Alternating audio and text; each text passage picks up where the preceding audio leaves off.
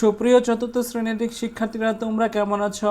আশা করি ভালো আছো। তোমাদের বাংলাদেশ ও বিশ্ব পরিচয় বইয়ের আমি প্রথম অধ্যায়ে তোমাদের প্রথম সাময়িক পরীক্ষায় কিভাবে প্রশ্ন হতে পারে, কি কি প্রশ্ন আসতে পারে, সেই বিষয়গুলো আজকে আমি খুবই সুন্দর করে পড়াবো। তোমরা মনোযোগের সাথে শোনো। আজকে তোমাদের প্রথম অধ্যায় পড়াবো। অধ্যায়ের নাম হচ্ছে প্রাকৃতিক ও সামাজিক পরিবেশ। তোমাদের প্রথম পৃষ্ঠায় রয়েছে প্রাকৃতিক ও সামাজিক পরিবেশে পারস্পরিক নির্ভরশীলতা। এটার মধ্যে দেখো একটা ছবি রয়েছে, ছবির নিচে কি রয়েছে একটু দেখো। ছবির নিচে রয়েছে তিনটি প্রশ্ন। এই দেখো, প্রাকৃতিক পরিবেশের উপাদানগুলো কি কি, সামাজিক পরিবেশের উপাদানগুলো কি কি, সামাজিক পরিবেশ কিভাবে প্রাকৃতিক পরিবেশের উপর নির্ভরশীল। এখানে তিনটা প্রশ্ন রয়েছে। এই তিনটা প্রশ্নের আনসার কিভাবে করতে হয়, উত্তর কিভাবে করতে হয় সেটা আমরা দেখি। তোমাদের প্রথম পৃষ্ঠার তিনটি প্রশ্নের উত্তর আমি এখন করাবো, তোমরা মনোযোগের সাথে দেখো। প্রথমে রয়েছে প্রাকৃতিক পরিবেশের উপাদানগুলো কী কী। প্রাকৃতিক পরিবেশের উপাদানগুলো কী কী এটা তোমরা সবাই নোট করে খাতায় লিখে রাখবা। এটা প্রথম সাময়িক পরীক্ষার জন্য খুবই ইম্পর্ট্যান্ট। প্রাকৃতিক পরিবেশের উপাদানগুলো কী কী? তাহলে প্রাকৃতিক পরিবেশের উপাদানগুলো হলো মাটি, পানি, গাছ, নদী, আকাশ, গরু, হাঁস ও মুরগি। তোমাদের 2 নম্বর যে কোয়েশ্চেনটা হচ্ছে খ নাম্বার, সামাজিক পরিবেশের উপাদানগুলো কী কী। সামাজিক পরিবেশের উপাদানগুলো হচ্ছে বিদ্যালয়, বাজার, মসজিদ, মন্দির ইত্যাদি। 3 নম্বরটা হচ্ছে সামাজিক পরিবেশ কিভাবে প্রাকৃতিক পরিবেশের উপর নির্ভরশীল। এই প্রশ্নের আনসারটা আমরা কিভাবে করব। দেখো, এই দুইটা প্রশ্ন, আগে দুইটা প্রশ্ন সংক্ষিপ্ত আকারে আসতে পারে, আর এই যে প্রশ্নটা হচ্ছে এটা বড় প্রশ্ন বা রচনামূলক প্রশ্ন হিসাবে আসতে পারে। দেখো, সামাজিক পরিবেশ কিভাবে প্রাকৃতিক পরিবেশের উপর নির্ভরশীল, আমরা কিভাবে উত্তর করতে পারি। দেখো, সামাজিক পরিবেশ নানাভাবে প্রাকৃতিক পরিবেশের উপর নির্ভরশীল। মানুষ সাধারণত প্রাকৃতিক পরিবেশে বসতি স্থাপন করে। প্রাকৃতিক পরিবেশ প্রাণীর বেঁচে থাকার জন্য প্রয়োজনীয় সকল চাহিদা যেমন খাদ্য, বাসস্থান, পানি ও বাতাস সরবরাহ করে থাকে। মানুষ সাধারণত প্রাকৃতিক পরিবেশের সুবিধা নিয়ে বসতি স্থাপন করে। যে এলাকায় অনুকূল জলবায়ু থাকে, উর্বর জমি থাকে ও পানির উৎসের সুব্যবস্থা রয়েছে, সেসব এলাকায় জনবসতি বেশি গড়ে ওঠে। মূলত সামাজিক পরিবেশ প্রকৃতির দান করা উপাদানগুলোকে ব্যবহার করে বিকশিত হয় ও প্রকৃতির সাথে সমাজের একটি ধারাবাহিক সম্পর্ক বজায় রাখে।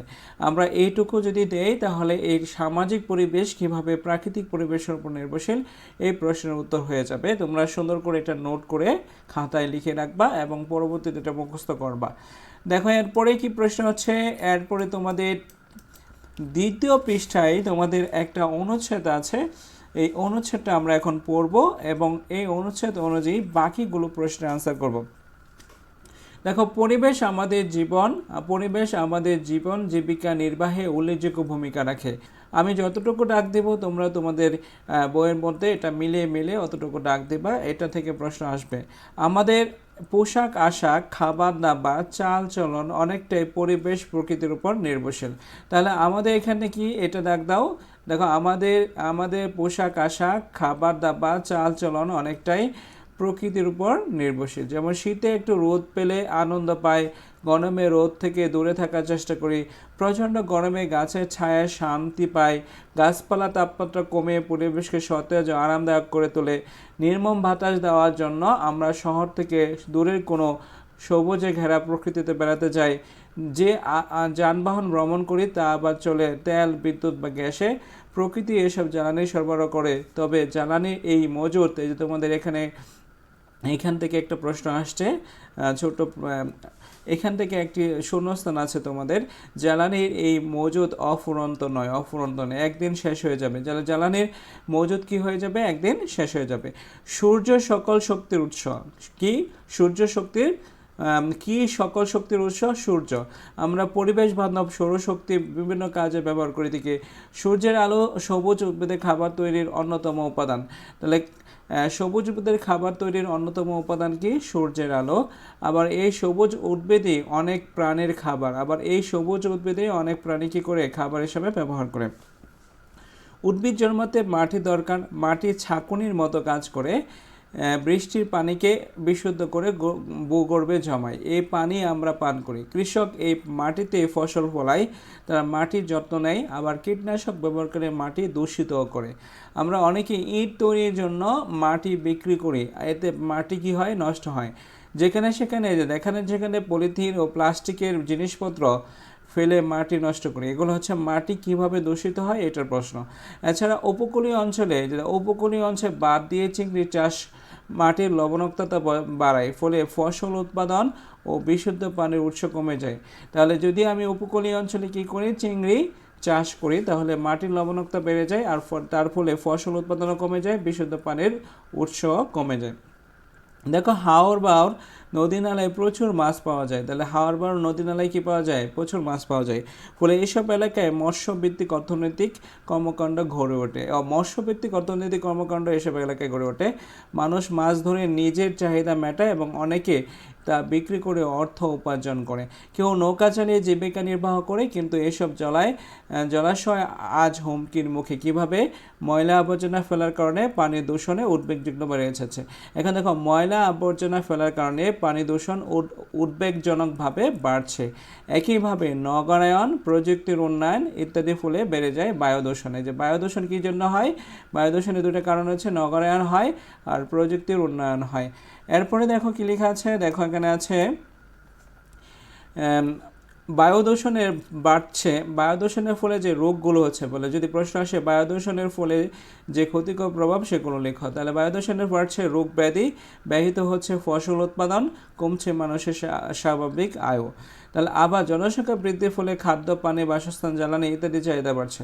নদী দখলের ফলে পরিবর্তিত হচ্ছে নদীর গতিপথ, কৃষি জমি কি হচ্ছে, জমির রূপ হচ্ছে কৃষি জমির রূপ হচ্ছে এবং ধ্বংস হচ্ছে বন।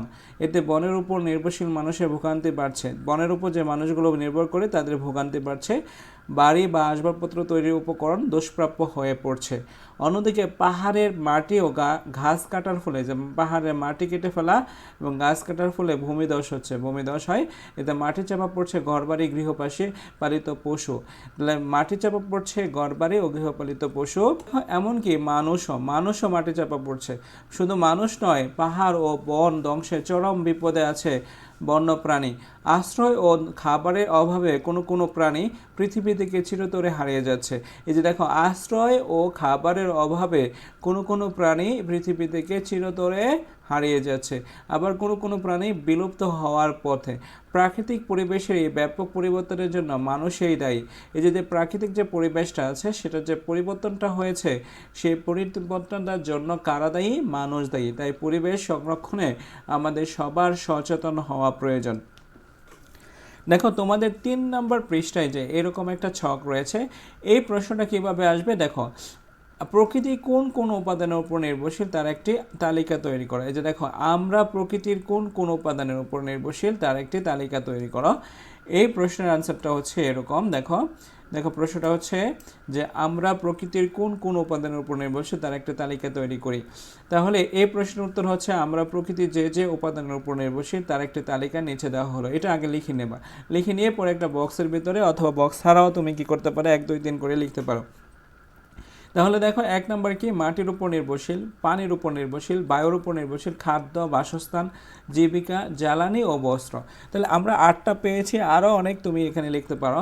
তাহলে মাটি, পানি, বায়ু, খাদ্য, বাসস্থান, জীবিকা নির্বাহ, জ্বালানি, বস্ত্র, এগুলো যে আমরা এখন অনুচ্ছেদটা পড়েছি না, সেই অনুচ্ছেদে এগুলো রয়েছে। এরপরে রয়েছে দেখো আরেকটা তালিকা রয়েছে, উপরে তৈরিকৃত তালিকা পর্যালোচনা করে নিচে ছকটি পূরণ করি। তালিকায় উল্লিখিত উপাদান, যে উপাদান তুমি 8টা উপাদান পেয়েছো, সেখান থেকে আমি 5টা উপাদান লিখবো, 4টা উপাদান লিখবো। আর এখানে দেখো, আমরা যেভাবে উপকৃত হয় এখানে লিখবো, না থাকলে যে সমস্যা হতো। তাহলে আমরা এই প্রশ্নের আনসারটা কিভাবে করতে হয় সেটা একটু লক্ষ্য করো। এখানে উপরে তৈরিকৃত তালিকা পর্যালোচনা করে নিচে ছকটি পূরণ করি। তাহলে তালিকায় উল্লিখিত উপাদান ছিল মাটি দিয়ে আমরা আগে পড়েছি, মাটিতে ফসল ফলাই, মাটি ছাঁকুনির মতো কাজ করে পানি বিশুদ্ধ করে। খাদ্য ও বিশুদ্ধ পানির সংকট হতো, যদি মাটি না থাকতো তাহলে খাদ্য ও বিশুদ্ধ পানির সংকট দেখা দিত। তারপরে 2 নম্বর আমি লিখেছি পানি পান করা ও পানিতে মাছ চাষ করা হয়। পানি পান করা হয়, পানিতে মাছ চাষ করা হয়। এই পানি না থাকলে প্রাণী বাঁচতে পারতো না ও মাছও পাওয়া যেত না। তাহলে মাছ না পাওয়া গেলে সেটা আমিষের অভাব হতো। 3 নাম্বার যেটা ছিল উল্লিখিত উপাদান সেটা ছিল বায়ু। বায়ু মাধ্যমে প্রাণী শ্বাস প্রশ্বাস গ্রহণ করে। বায়ু না থাকলে কোনো প্রাণী বা উদ্ভিদ বেঁচে থাকতে পারতো না। 4 নাম্বারটা হচ্ছে বস্ত্র শরীরকে আবৃত করে ধুলোবালি থেকে রক্ষা করে। এরকমভাবে শরীরকে ঢেকে রাখা যেত না। শরীরকে কী করা যেত না? ঢেকে রাখা যেত না। খাদ্য হচ্ছে খাদ্য শরীর বৃদ্ধিতে কাজে লাগে। খাদ্য থেকে শক্তি পাই। খাদ্য থেকে আমরা কি পাই? শক্তি পাই। যদি খাদ্য না থাকতো তাহলে কি হতো? কোনো খাদ্য না থাকলে প্রাণী বেঁচে থাকতে পারতো না। খাদ্য না থাকলে প্রাণী কি করতে পারতো না? বেঁচে থাকতে পারতো না।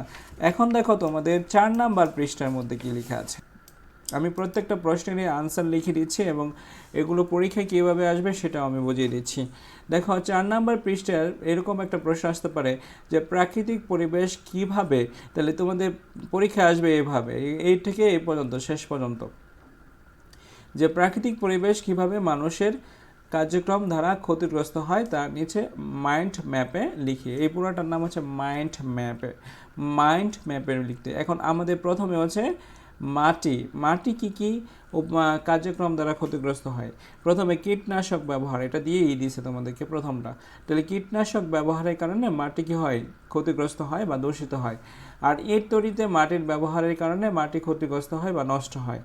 তারপরে এইখানে আসো পানিতে কি কার্যক্রমের জন্য পানি ক্ষতিগ্রস্ত হয় বা পানি দূষিত হয়। এক হচ্ছে ময়লা আবর্জনা ফেলার কারণে, 2 হচ্ছে অতিরিক্ত কীটনাশক ব্যবহারের কারণে পানি দূষিত হয়।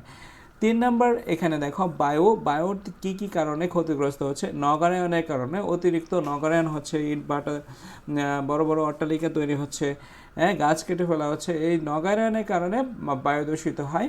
আরেকটা হচ্ছে প্রযুক্তির উন্নয়নের কারণেও বায়ু দূষিত হতে পারে। এতে তারপরে হচ্ছে বনের মধ্যে হচ্ছে বন কি কারণে ক্ষতিগ্রস্ত হতে পারে? যে কৃষি জমির রূপ নিতেছে, মানে বনকে কেটে কৃষি জমি বানানো হচ্ছে, এই জন্য বন ধ্বংস হচ্ছে বা বনের ক্ষতিগ্রস্ত হচ্ছে। এরকমভাবে বন থেকে গাছ কেটে ফেললে বন ক্ষতিগ্রস্ত হয়। নদীর মধ্যে কি হচ্ছে? নদী কিভাবে ক্ষতিগ্রস্ত হচ্ছে? নদী দখলের মাধ্যমে ক্ষতিগ্রস্ত হচ্ছে। আর কলকারখানার যে বর্জ্য নদীতে ফেলার কারণে নদী ক্ষতিগ্রস্ত হচ্ছে। তারপরে পাহাড় কিভাবে ক্ষতিগ্রস্ত হচ্ছে? মাটি কেটে নেওয়া, পাহাড়দের মাটি সব কেটে নিচ্ছে। আরেকটা হচ্ছে পাহাড়ের গাছ কেটে ফেলার কারণে, ভূমিধস দেখার কারণে পাহাড় ধ্বংস হচ্ছে। তাহলে তোমাদের 4 নাম্বার পৃষ্ঠার যে উত্তর সেটা আমরা এখন শেষ করেছি। এখন যাও 5 নাম্বারে। দেখো 5 নাম্বারে তোমাদের কি লেখা আছে। 5 নাম্বার হচ্ছে পরিবেশ সংরক্ষণ। এখানে দেখো কয়েকটি ছবি রয়েছে। এই ছবিটা দেখো, এখানে ধোঁয়া বের হচ্ছে আর মুখে হাত দিয়ে রাখছে, তার মানে এখানে বায়ু দূষণ হচ্ছে। 2 নম্বর ছবিতে দেখো কানে হাত দিয়ে রাখছে, কানে মানে এটা শব্দ দূষণ হচ্ছে, অতিরিক্ত আওয়াজ হচ্ছে। আর 3 নম্বর ছবিটা হচ্ছে মাটি, বিভিন্ন ধরনের যে বজ্র পদার্থ বা ময়লা আবর্জনা মাটিতে কি রয়েছে ফেলে রাখা হয়েছে এবং মাটি দূষিত হচ্ছে। এবং 4 নাম্বার যে ছবিটা, সেই ছবিটার মধ্যে দেখো শিল্প কারখানার বর্জ্য পদার্থ কোথায় আসতেছে? পানিতে আসতেছে। এগুলো পানিতে আসতেছে। তো এইগুলো আমি তোমাদেরকে প্রশ্ন আকারে দিয়েছি যে এই ছবিগুলো থেকে যে এখানে যে প্রশ্ন হচ্ছে, এই প্রশ্নগুলো পরীক্ষায় কিভাবে আসবে সেটা আমরা আলোচনা করি। দেখো তাহলে এখানে 4টা জিনিস ছিল। একটা হচ্ছে মাটি দূষণ, একটা হচ্ছে শব্দ দূষণ, একটা হচ্ছে বায়ু দূষণ, আর একটা হচ্ছে পানি দূষণ। এখন দেখো এইগুলো আমি একত্রে সুন্দর করে তোমাদেরকে নোট করে দিয়েছি। যে বায়ু দূষণের 3টি কারণ লেখো। বায়ু পরিবেশের একটি গুরুত্বপূর্ণ উপাদান, বিভিন্ন বায়ু দূষিত হয়। বায়ু দূষণের 3টি কারণ নিচে দেওয়া হলো, এইটা তুমি লিখে নিলে সুন্দর দেখা যাবে। তারপরে ক নাম্বার, নগরায়ন ও প্রযুক্তির উন্নয়নের ফলে বায়ু দূষিত হয়। এটা আমরা ওই যে অনুচ্ছেদ থেকে লিখেছি তোমাদের বইয়ের। খ নাম্বার, কলকারখানা ও যানবাহনের কালো ধোঁয়া বায়ু দূষিত করে, এটা হতে পারে। তারপরে 3 নাম্বার হচ্ছে ময়লা আবর্জনা দুর্গন্ধ বায়ু দূষিত করে। ময়লা আবর্জনা যদি একটা নির্দিষ্ট জায়গায় রাখো তাহলে সেখানে কি হবে? দুর্গন্ধ ছড়াবে। এই দুর্গন্ধ ছড়ানোর কারণে বায়ু দূষিত হবে। তারপরে ছিল শব্দ দূষণের 3টি কারণ লেখো। শব্দ দূষণের 3টি কারণ হলো যানবাহনে হর্নের শব্দের কারণে শব্দ দূষিত হয়, মাইক বা লাউড স্পিকারের উচ্চ আওয়াজের কারণে শব্দ দূষিত হয়, এবং সর্বশেষ হচ্ছে কলকারখানার যন্ত্রপাতির উচ্চ শব্দের কারণে শব্দ দূষিত হয়। এটা ছিল 2 নাম্বার ছবি, এবং 2 নাম্বার ছবির যে প্রশ্নটা কেমন হতে পারে এই যে এরকম। তারপর 3 নাম্বার ছবিতে ছিল মাটি দূষণ। আসলে মাটি দূষণের একটা প্রশ্ন তোমাদের অনুশীলনীতে আছে, সেই জন্য আমি সেখানে মাটি দূষণ সম্পর্কে কিছু লিখি নাই। এরপরে 4 নাম্বার যে ছবিটা রয়েছে সেই ছবিটাতে ছিল পানি দূষণ। পানি দূষণের 3টি কারণ ব্যাখ্যা করো। তাহলে পানি দূষণের 3টি কারণ হলো, এক হচ্ছে যেখানে সেখানে পলিথিন বা প্লাস্টিকের জিনিসপত্র ফেললে পানি দূষিত হয়, কলকারখানার বর্জ্য নদী বা খালে প্রবাহিত হওয়ার কারণে পানি দূষিত হয়, আর মৃত প্রাণী খালে বা নদীতে ফেলে এখানে হবে নদীতে ফেলে দিলে পানি দূষিত হয়। তাহলে মৃত প্রাণী খালে বা নদীতে ফেলে দিলে পানি দূষিত হয়। আশা করি তোমরা 5 নাম্বার যে পৃষ্ঠা, এই 5 নাম্বার পৃষ্ঠার প্রশ্নের আনসারগুলো, উত্তরগুলো তোমরা বুঝেছ। এখন যাও তোমাদের 6 নাম্বার, আগে যে 3টা প্রশ্ন পড়িয়েছি সেই 3টা প্রশ্নের এইখানকার উত্তরে ওখানে আছে। উত্তরও তোমরা কি পেয়েছো, ওই আগের যে প্রশ্নগুলো হয়েছে সেই প্রশ্নগুলোতে পেয়েছো। যে মাটি দূষণ কেন হয়, মাটি দূষণের 3টি কারণ লেখো, পানি দূষণের কারণ লেখো, তারপরে শব্দ দূষণের 3টি কারণ লেখো, ওইগুলো হচ্ছে এটার আনসার। বুঝে গেছে? এখন দেখো নিচের ছবিগুলো পর্যবেক্ষণ করে পরিবেশ সংরক্ষণে আমি কি করব তা পাশের খালি জায়গায় লিখি। এই ধরনের প্রশ্ন কিভাবে প্রথম সাময়িক পরীক্ষায় আসবে, আমাদের করণীয় এই সম্পর্কে আমি পরবর্তী যে কোয়েশ্চেন্সগুলো আছে সেগুলো আমি যে প্রশ্নগুলো আছে সেগুলোতে ব্যাখ্যা দিয়েছি। দেখো এখন এটা হচ্ছে 6 নাম্বার পৃষ্ঠার প্রশ্ন কিভাবে হতে পারে সেটা। যে প্রশ্ন, পানি দূষণ প্রতিরোধে তোমার করণীয় কি, 3টে বাক্যে লেখো। ওখানে ছিল পানি দূষণ আমার করণীয়, আর এখানে ওর প্রশ্নটা হচ্ছে পানি দূষণ প্রতিরোধে তোমার করণীয় কি, 3টি বাক্যে লেখো। এখন পানি দূষণ প্রতিরোধে আমার করণীয়, এই যে আমাদের 6 নাম্বার পৃষ্ঠা রয়েছে না আমার করণীয়, এই যে আমার করণীয় চলে আসছে। তাহলে এটা প্রশ্ন আকারে লিখে দিয়েছি যাতে প্রথম সাময়িক পরীক্ষায় তুমি প্রশ্নগুলো আনসার করতে পারো, উত্তর করতে পারো। ক, ময়লা আবর্জনা যেখানে সেখানে না ফেলে একটি নির্দিষ্ট স্থানে রাখবো, এটা হচ্ছে আমার করণীয়। মৃত প্রাণীকে পানিতে না ফেলে মাটিতে পুঁতে রাখবো। এবং গ নাম্বারটা হচ্ছে কৃষি জমিতে অতিরিক্ত কীটনাশক বা রাসায়নিক সার ব্যবহার করব না। এইগুলো যদি আমি না করি তাহলে আমাদের পানি দূষিত হবে না। এরপরে দেখো বনভূমি রক্ষায় 3টি উপায় লেখো। ওই যে দেখো তোমাদের 6 নম্বর পৃষ্ঠায় গাছ কেটে ফেলা হচ্ছে, তাহলে এই সম্পর্কে তোমার করণীয় কি? বনভূমি রক্ষায় 3টি উপায় নিচে দেওয়া হলো। এক, অকারণে গাছ না কেটে বেশি বেশি গাছ লাগাবো। বনভূমিকে কৃষি জমি হিসাবে রূপান্তর না করা, আর বনভূমি রক্ষায় সচেতনতা গড়ে তুলতে হবে। সচেতনতা যদি আমি গড়ে তুলি তাহলে আমাদের বনভূমি রক্ষা পাবে। এই তো এটা হচ্ছে তোমাদের 6 নাম্বার পৃষ্ঠা। 7 নাম্বার পৃষ্ঠার এইরকমই প্রশ্ন। আমি এখন তোমাদেরকে অনুশীলনী শেখাবো। দেখো অনুশীলনীতে কি রয়েছে একটু দেখো। অনুশীলনীতে প্রথমে রয়েছে সঠিক উত্তরের পাশে টিক চিহ্ন দাও। দেখো নিচের কোনটি পরিবেশকে সতেজ ও আরামদায়ক করে? এটা হচ্ছে গাছপালা। এটা কি গাছপালা থাকলে পরিবেশ সতেজ থাকে, ঠান্ডা থাকে। বায়ু দূষণের কারণ কোনটি? বায়ু দূষণের একটা অন্যতম কারণ হচ্ছে নগরায়নের ফলে অনেক মিল কারখানা বা অট্টালিকা তৈরি হয়, সেখানে গাছ কেটে ফেলা হয় এবং সেখানে বায়ু দূষণ দেখা দেয়। এখন সঠিক শব্দ দিয়ে শূন্যস্থান পূরণ করো।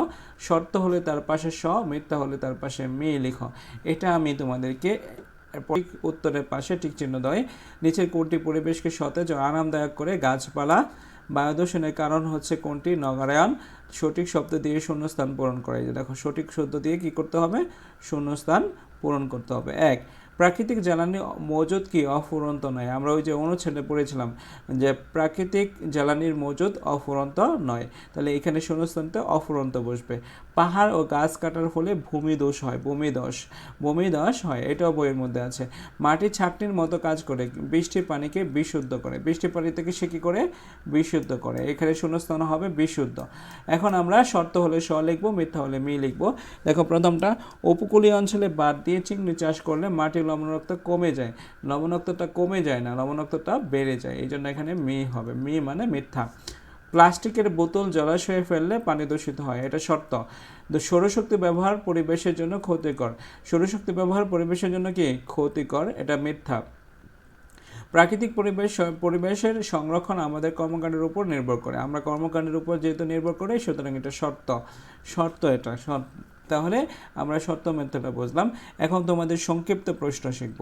সংক্ষিপ্ত প্রশ্ন তোমাদের অনুশীলনীর সংক্ষিপ্ত প্রশ্ন। অনুশীলনীর সংক্ষিপ্ত প্রশ্নের প্রথমে আছে আমাদের জীবনে সূর্য কিভাবে গুরুত্বপূর্ণ ভূমিকা রাখে। এই প্রশ্নের উত্তর হচ্ছে দেখো, আমাদের জীবনে সূর্য গুরুত্বপূর্ণ ভূমিকা পালন করে। সূর্য সকল শক্তির উৎস। সূর্যের আলো সবুজ উদ্ভিদের খাবার তৈরির অন্যতম উপাদান। আবার এই সবুজ উদ্ভিদ আমরা খাদ্য হিসাবে গ্রহণ করি। এই সবুজ উদ্ভিদে আমরা কি হিসাবে ব্যবহার করি? খাদ্য হিসাবে। সূর্য না থাকলে পৃথিবীতে কোনো প্রাণীর অস্তিত্ব থাকতো না, তাই আমাদের জীবনে সূর্যের ভূমিকা অপরিসীম। এটি যেহেতু ছোট প্রশ্ন হিসাবে আসবে, এর বেশি দেওয়ার দরকার নেই, কারণ 2 মার্কের প্রশ্ন আসবে, 2 নম্বর পাবা। তারপরে দেখো তোমাদের 2 নম্বর প্রশ্ন, ওই যে আমি আগে যে বলেছিলাম যে মাটি দূষণের 3টি কারণ পরে লিখবো। এই যে মাটি দূষণের 3টি কারণ এখানে দেওয়া আছে। তাহলে মাটি দূষণের 3টি কারণ নিচে দেওয়া হলো। 1, যেখানে সেখানে পলিথিন বা প্লাস্টিকের জিনিসপত্র ফেললে, এই যে এটুকু বাদ ফেলে মাটি দূষিত হয়। ইট তৈরিতে মাটি ব্যবহার হলে মাটি দূষিত হয়। অতিরিক্ত কীটনাশক ব্যবহার করলে মাটি দূষিত হয়। তাই মাটি দূষণের 3টা কারণ পড়লাম। এখন তোমাদের 3 নম্বর প্রশ্ন। 3 নম্বর প্রশ্নে কি আছে? বন ধ্বংসের 3টি কারণ লিখো। বন ধ্বংসের প্রধান 3টি কারণ হলো, 1 নম্বর হচ্ছে কৃষি জমিতে রূপান্তরের ফলে বন ধ্বংস হয়। অপরিকল্পিতভাবে বনের গাছ কাটার ফলে বন ধ্বংস হয়। আর নগরায়ন বা শিল্পায়নের ফলে বন ধ্বংস হয়। তাহলে 3 নম্বর প্রশ্নের উত্তর হচ্ছে আমরা এটা পেয়েছি। এখন আমরা যাব 4 নম্বর প্রশ্নের উত্তর। তো 4 নম্বর প্রশ্ন হচ্ছে আমাদের অর্থনীতিতে পানি সম্পদের 3টি গুরুত্ব লিখো। এখন পানি সম্পদ কি? পানি সম্পদ হচ্ছে পানি। দেখো আমাদের এখানে হবে আমাদের অর্থনীতিতে পানি সম্পদের 3টি গুরুত্ব নিচে দেওয়া হলো। 1, বাংলাদেশ একটি কৃষি প্রধান দেশ। বাংলাদেশ একটি কৃষি প্রধান দেশ। ফসল খেতে পানি দিতে আমরা পানি সম্পদের উপর নির্ভর করি, ফলে আমাদের খাদ্য চাহিদা পূরণ করি। তাহলে পানির উপর নির্ভর করতে হয়। খ নাম্বার, পানিকে কাজে লাগিয়ে জলবিদ্যুৎ উৎপন্ন করা হয়, যা আমাদের শিল্প কারখানায় জ্বালানির ঘাটতি পূরণ করে। নদী, পুকুর ও জলাশয় থেকে প্রচুর পরিমাণ মাছ পাওয়া যায়, যা আমাদের আমিষের চাহিদা পূরণ করে ও রপ্তানির আয় বাড়ায়। এই নদী, পুকুর ও জলাশয় এগুলোতে কি থাকে? পানি থাকে। আর পানিতে কি হয়? প্রচুর মাছ হয়, আর এই মাছ রপ্তানি করে আমাদের আয় হয়। তাহলে আমরা আমাদের অর্থনীতির পানি সম্পদের 3টি গুরুত্ব এটা আমরা পারবো। এখন যাও তোমাদের প্রশ্ন হচ্ছে রচনামূলক প্রশ্ন। তোমাদের অনুশীলনীতে 2টা রচনামূলক প্রশ্ন রয়েছে। এই 2টা রচনামূলক প্রশ্ন কিভাবে আনসার করতে হবে সেটা দেখো। প্রাকৃতিক ও সামাজিক পরিবেশ কিভাবে একে অপরের নির্ভরশীল। যে এই প্রশ্নের উত্তর অলরেডি তোমরা পড়েছো, তাই না? আমি সেখান থেকে এখানে দিয়েছি। দেখো, সামাজিক পরিবেশ নানাভাবে প্রাকৃতিক পরিবেশের উপর নির্ভরশীল। মানুষ সাধারণত প্রাকৃতিক পরিবেশে বসতি স্থাপন করে। প্রাকৃতিক পরিবেশ প্রাণীর বেঁচে থাকার জন্য প্রয়োজনীয় সকল চাহিদা, যেমন খাদ্য, বাসস্থান, পানি ও বাতাস সরবরাহ করে থাকে। মানুষ সাধারণত প্রাকৃতিক পরিবেশের সুবিধা নিয়ে বসতি স্থাপন করে। যে এলাকায় অনুকূল জলবায়ু, উর্বর জমি ও পানির উৎস সুবিধা রয়েছে, সেসব এলাকায় জনবসতি বেশি গড়ে ওঠে। মূলত সামাজিক পরিবেশ প্রকৃতির দান করা উপাদানগুলোকে ব্যবহার করে বিকশিত হয়। প্রকৃতির সাথে সমাজকে একটি ধারাবাহিক সম্পর্ক বজায় রাখার চেষ্টা করে। এটা হচ্ছে তোমাদের আগে যে প্রশ্ন সেটাই। এখন তোমাদের দেখো, আমরা 2 নম্বর তোমাদের রচনামূলক প্রশ্নে 2 নম্বরটা পড়বো। প্রাকৃতিক পরিবেশ সংরক্ষণে তোমরা কি কি ভূমিকা পালন করবে তা লেখো। তাহলে প্রাকৃতিক পরিবেশ সংরক্ষণে আমার এখানে বলছে তোমরা, হ্যাঁ, তাহলে প্রাকৃতিক পরিবেশ সংরক্ষণে আমার ভূমিকা নিচে দেওয়া হলো। 1, আমাদের বাড়ির চারপাশে পর্যাপ্ত গাছ লাগিয়ে পরিবেশ সংরক্ষণ করতে পারি। যেখানে সেখানে ময়লা আবর্জনা না ফেলে একটি নির্দিষ্ট ডাস্টবিনে ফেলবো। কম দূরত্বে মোটর গাড়ির পরিবর্তে পায়ে হেঁটে যাতায়াত করব। বনে বা পাহাড়ের গাছ কাটা থেকে বিরত থাকব। প্লাস্টিক বা পলিথিনের ব্যাগের পরিবর্তে পাটের ব্যাগ ব্যবহার করব। এটা হচ্ছে প্রাকৃতিক পরিবেশ সংরক্ষণে আমাদের করণীয় কি সেই সম্পর্কে আমি পাঁচটা বাক্য লিখেছি, 5টা উপায় লিখেছি। এই 5টা উপায় লিখলেই তোমাদের বড় প্রশ্নের আনসার হয়ে যাবে। এখন একটু দেখো তোমাদের এই